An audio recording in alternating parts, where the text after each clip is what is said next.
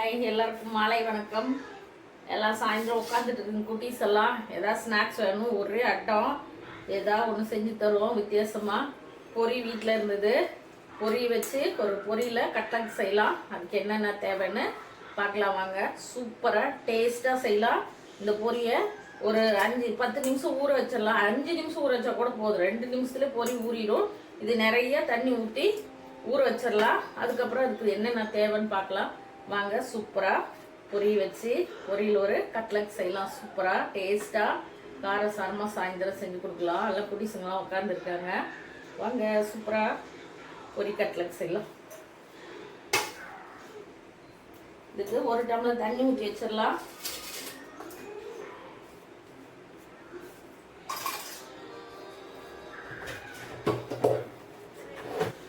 அந்த பொரி முழுகிற அளவு ஊற்றினீங்கன்னா போதும், நிறைய ஊற்றாதீங்க. 1 டம்ளர் 10. நல்லா பொரிக்கு மேலே தண்ணி இருக்கணும், அப்போ தான் பொரி நல்லா ஊறி இருக்கும். இதில் 2 டம்ளர் 2 கப்பு தண்ணி கரெக்டாக இருக்குது. பொரி முழுகுது. ஒரு 10 நிமிஷம் ஊறட்டும். இதுக்கு என்னென்ன தேவைன்னு ரெடி பண்ணிட்டு வந்துடலாம். சூப்பராக ஒரு கட்லட் செஞ்சு கொடுக்கலாம். எல்லாம் உட்காந்து டிவி பார்த்துட்டு இருக்காங்க. இன்னைக்கு சண்டே லீவ் இல்லைங்களா? குட்டீஸ்களுக்கெல்லாம் ஏதாவது செஞ்சு தரலாம் வித்தியாசமாக. அவங்களுக்கு இந்த மாதிரி எல்லாம் செஞ்சு கொடுத்தா ரொம்ப பிடிக்கும். எல்லாருமே பொரி வீட்டில் எல்லா வீட்லேயும் நிறையா இருக்கும் கட்டாயம். அதனால் பொரி வச்சு செலவே இல்லாத வீட்டில் இருக்கிறத வச்சு செய்யலாம். ஒரு 10 நிமிஷம் ஊறட்டுங்க. அதுக்குள்ளே என்னென்ன வேணும்னு எல்லாம் ரெடி பண்ணிட்டு வந்துடலாம். வெங்காயம் அப்படியே கண்ணுக்கு தெரியாத பொடி பொடியாக கட் பண்ணிக்கணும். பொரி ஊறிச்சு, அந்த தண்ணி மட்டும் எடுத்துக்கலாம்.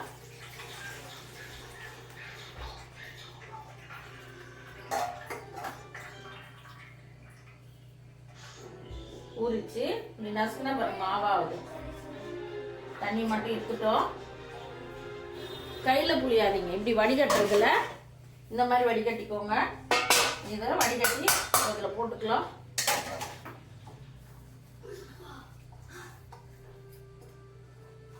இதில் கார்ன்ஃப்ளவர் மாவு ஒரு 3 ஸ்பூனு, இந்த சின்ன குட்டி கப்பில் 1/2 கப்பு. கடலை மாவு ஒரு 3 ஸ்பூன். அரிசி மாவு ஒரு 3 ஸ்பூன். வெங்காயம் கண்ணுக்கு தெரியாத பொடி பொடியா வெட்டிட்ட மாதிரி.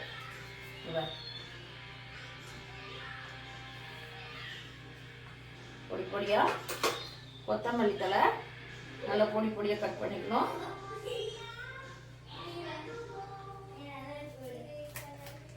கொஞ்சம் ஒரு 1/2 ஸ்பூனு தனியாத்தூள். கரம் மசாலா இருந்தால் போட்டுக்கோங்க. கரம் மசாலா அங்கே இருக்குது, நான் அங்கே போய் எடுத்துகிட்டு வந்தோம். சரி, நான் சிக்கன் மசாலா போட்டுக்கிறேன். கரம் மசாலா நல்ல டேஸ்ட்டு நல்லா இருக்கும்.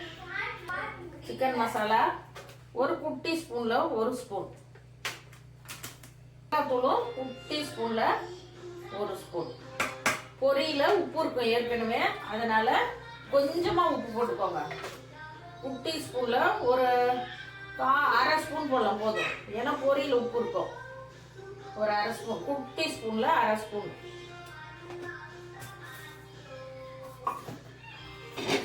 ஸ்டவ் பற்ற வச்சுக்கலாம். அதுக்குள்ளே கல் காயிட்டும். நம்ம இதெல்லாம் ரெடி பண்ணுறதுக்குள்ளார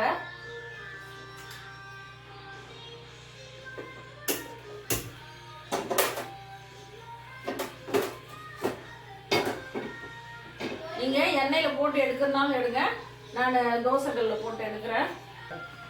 கடலை எண்ணெய் ஊற்றிக்கிறேன். நீங்கள் என்ன எண்ணாலும் ஊற்றிக்கோங்க. நாங்கள் சமையல் 90% கடலை எண்ணெய் தான் யூஸ் பண்ணுறோம். ஒரு 50 எண்ணெய் ஊற்றிக்கிட்டேங்க. இப்போ இது எல்லாத்தையும் நல்லா பிணைஞ்சிக்கலாம் கை போட்டு.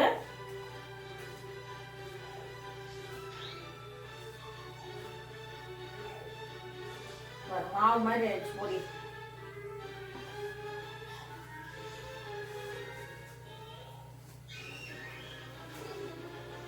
கொஞ்சம் வரன்னு இருக்கு, கொஞ்சம் தண்ணி தெளிச்சுக்கலாம். லைட்டா தண்ணி தெளிச்சுக்கோங்க. சும்மா லேசா தண்ணி ஃபர்ஸ்ட் நல்லா பிணைஞ்சிட்டு அதுக்கப்புறம் தண்ணி தெளிச்சுக்கோங்க.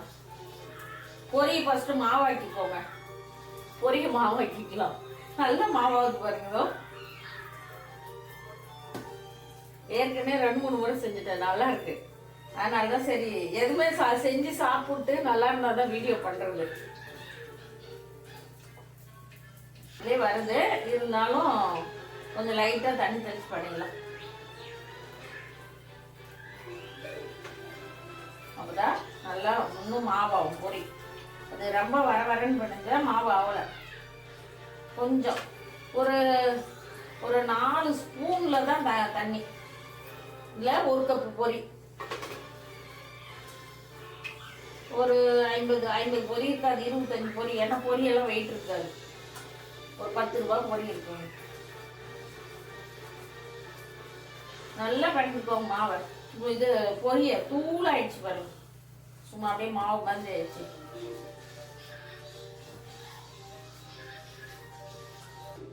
சப்பாத்தி மாவு மாதிரி பண்ணிக்கோங்க. அந்த பொரியெல்லாம் மாவு ஆகிற அளவுக்கு பண்ணிக்கணும். ஈஸியாக தான் இருக்குது, ரொம்ப கஷ்டம் இல்லை.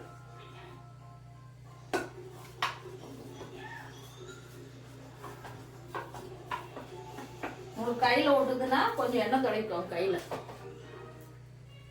இந்த கையில் எண்ணெய் துடைட்டு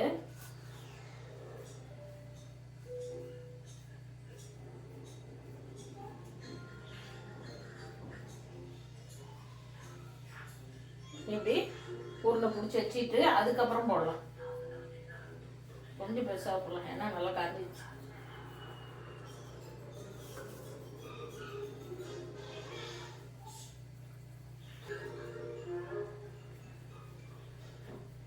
இப்படி உள்ளங்கையில் வச்சு அழுத்தாத மேலோட அப்படி விட்டுங்க பாரு, சூப்பராக உருண்டை வந்து.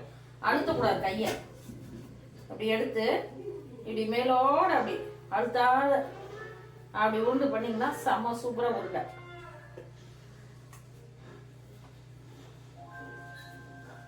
அவ்வளோதான். எவ்வளோ வந்து 1 கப்பில் 3 3 6 8 உருண்டை. யாரும் பாரு அட்டன் பண்ண இப்படி இல்லை பாருங்க. இந்த மாதிரி உருண்டை பிடிச்சிக்கலாம். இப்போ வடை தட்டுற மாதிரி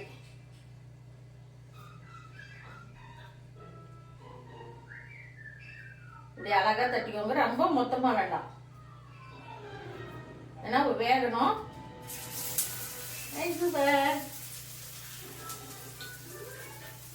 இது சுத்தி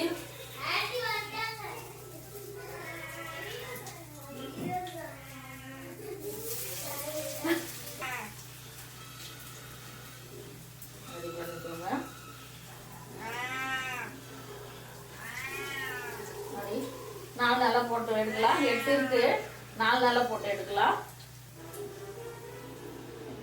ஸ்டவ் ஸ்லோவிலே இருக்கட்டும். அனல் அதிகமாக வச்சா மேலே கலர் ஆகிடும், உள்ள மாவாக இருக்கும். ஸ்டவ் ஸ்லோவாகவே இருக்கட்டும். ஸ்லோவிலே வச்சுக்கோங்க, ஏன்னா எண்ணெய் ஏற்கனவே காஞ்சிருச்சு, அதனால தான்.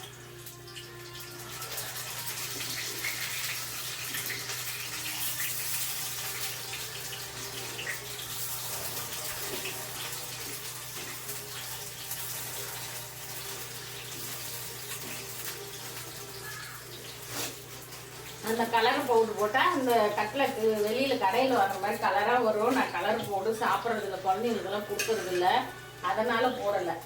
அப்படியே வச்சுட்டு அது ஒரு 5 நிமிஷம் ஆகட்டும், வேகட்டும், அவ்வளோதான். 8 வந்து இங்கே 1 கப்பில் 8 உருண்டை வந்துட்டு 4 போட்டேன். 4 போட்டு எடுக்கலாம். இந்த சேனல் பார்க்குறவங்க லைக் பண்ணுங்கள், கமெண்ட் பண்ணுங்கள், ஷேர் பண்ணுங்கள். புதுசாக பார்க்குறவங்க சப்ஸ்கிரைப் பண்ணுங்கள். ஒரு முறை சப்ஸ்கிரைப் பண்ணுங்கள். சப்ஸ்கிரைப் பண்ணிங்கன்னா என் பெல் பட்டன் டச் பண்ணிங்கன்னா என் வீடியோவில் உங்களுக்கு டெய்லி நான் போடுற வீடியோவில் உங்கள் செல்லுக்கு வரும். கட்டாயம் சப்ஸ்கிரைப் பண்ணிங்கன்னா புதுசாக பண்ணுறவங்க பெல் பட்டன் டச் பண்ணிக்கோங்க. சூப்பராக சின்னதாக ஒரு வீடியோ போடுவேன், பாருங்கள். நீங்களும் உங்கள் குழந்தைங்களுக்கு வீட்டில் இந்த மாதிரி செஞ்சு கொடுக்கலாம். அங்கே சூப்பராக செய்யலாம். செலவே இல்லாத வீட்டில் பொரி இருந்தது, எல்லாமே இருக்குது. இந்த ஐட்டம்லாம் கரம் மசாலா அங்கே இருக்குது, யார் போயிருக்குன்னு அது சிக்கன் மசாலா கொஞ்சம் போட்டேன். அங்கே சூப்பராக இருக்கும். ஆனால் டேஸ்ட்டு நிறைய பார்க்குறீங்க. எல்லாருக்கும் நன்றி. 2 நாளும் வீடியோ போட முடியல, சாரி. கொஞ்சம் மெஸ்ஸில் பிஸியாக இருந்துட்டேன், வேலை அதிகம், டைமே கிடைக்கல. அங்கேருந்து இங்கே வந்து இங்கே ரெடி பண்ணி போடணும், டைம் இல்லை. நேற்று ஒரு நாள் மிஸ் ஆயிடுச்சு. வீடியோ எப்பயுமே போடாத மாட்டேன், ஏதாவது ஒரு வீடியோ ரெகுலராக போட்டுருவேன். நேற்று போட முடியல, சாரி. இதோ இப்போ இந்த வீடியோ இப்போ போட்டுருவேன். ஈஸியான மெத்தேடு, குழந்தைங்க விரும்பி சாப்பிடுவாங்க. இதில் வந்து எந்த ஒரு இதுவும் கிடையாது, நல்ல டேஸ்ட்டாக நல்லாயிருக்கும்.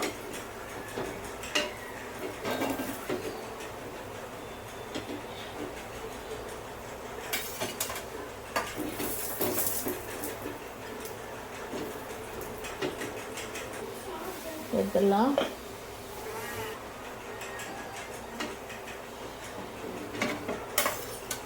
இதுக்கு வந்து தக்காளி சாட்ஸ் செஞ்சு வீட்டில் இருந்தாலும் ஊற்றி தொட்டு சாப்பிட்டிங்கன்னா செம்ம சூப்பராக இருக்கும்.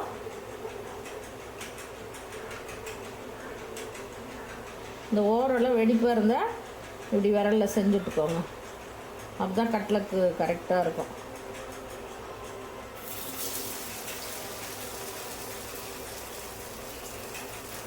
நான் எண்ணெய் எதுவுமே போடலை, அப்படியே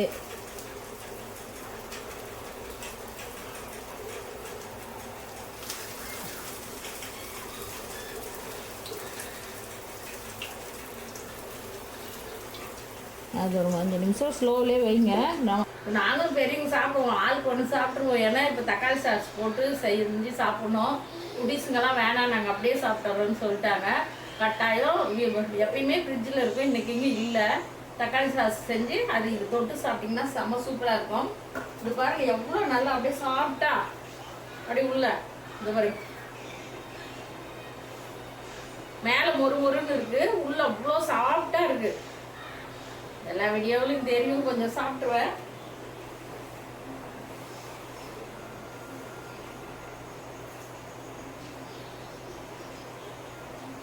வித்தியாசமான டேஸ்ட்டுங்க, ரொம்ப டேஸ்டாக இருக்குது. வித்தியாசமாக இருக்குது டேஸ்ட்டே, அருமையாக இருக்குது. நான் கூட என்ன வடை மாதிரி இருக்குதுன்னு நினச்சேன், வேறு மாதிரி லெவல். மேலே மொறுன்னு உள்ள நல்லா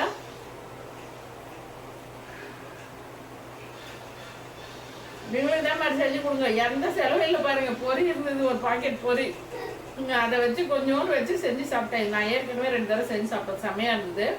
அதனால் இந்த தடவை நல்லா செஞ்சு சாப்பிட்டோம். நீங்களும் இதே மாதிரி செஞ்சு கொடுங்க குழந்தைங்களுக்கு.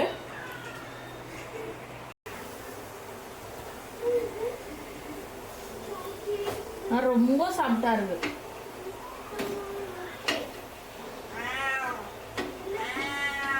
ஐயா எப்பயுமே வச்சுருப்பீங்க.